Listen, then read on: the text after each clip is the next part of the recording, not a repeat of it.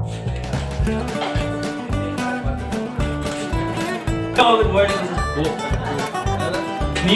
Niyog to to. So, hinati. Yan, parang puso, hinati siya. Gawin natin, kukunin natin yung yung gata. So, may sa gata. Ito yung paraan, manual. Mga traditional, dito yan sa buko.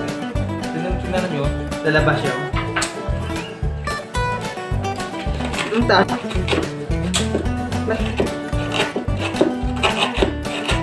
Ayun na.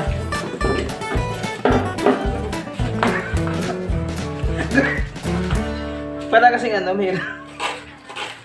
Ayun yun. Mahirap pala magpalabas ng gata, no? Gata ng niyog. What? Yung mindset nyo dapat nyo. Change your mind into positivity. Yung mga nagatin sa buhay, sumalo na lang kayo sa dagat.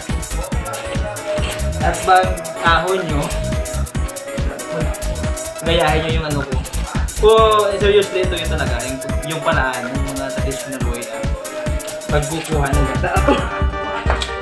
Pigit sa apakan mo dito, hindi ka maghirapan. Ayun.